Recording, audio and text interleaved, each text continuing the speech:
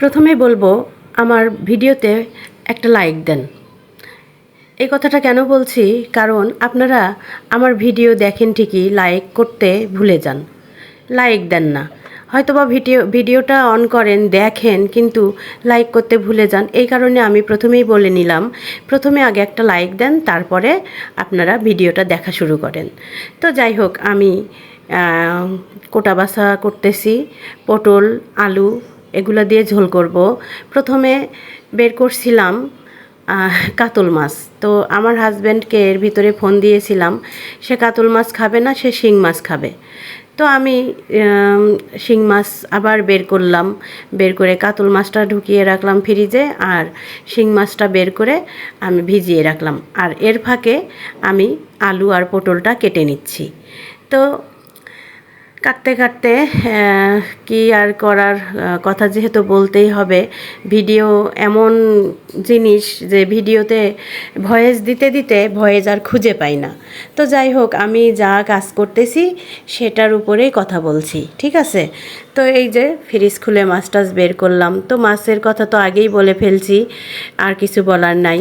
তো আমরা সামনে আর কয়েকটা দিন পরেই দেশের বাড়ি চলে যাব।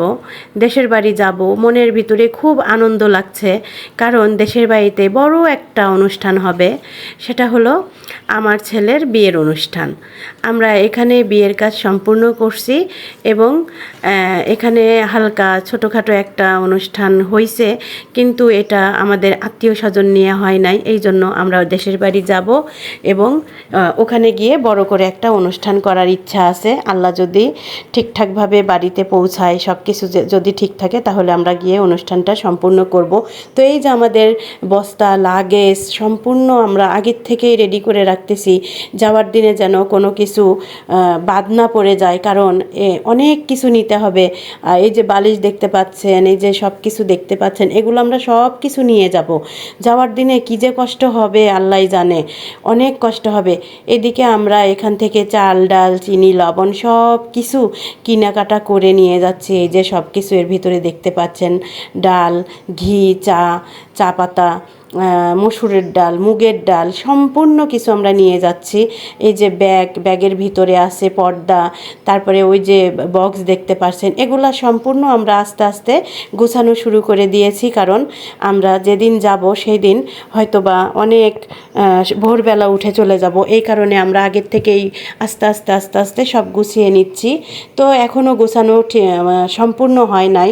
যেদিন সম্পূর্ণ হবে সেদিন তো আপনাদেরকে জানাবই। তো এই যে আমার যার যার লাগেজ সে গুছিয়ে নিচ্ছে, এতে সবার মানে কাজটা একটু সহজ হয়ে যাচ্ছে। এটা আমার লাগেজ। আর বাহিরে যে ব্যাগ দেখলেন, ওটা আমার হাজব্যান্ডের ব্যাগ, এটা আমার মেয়ের লাগেজ।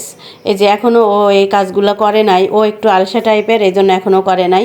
আর এটা হলো আমার ছেলের বইয়ের লাগেজ, ওদেরকে দিতে হবে, কারণ ছেলের বইয়ের সম্পূর্ণ মার্কেট করা এখনও হয়নি, ছেলে আসবে তারপরে।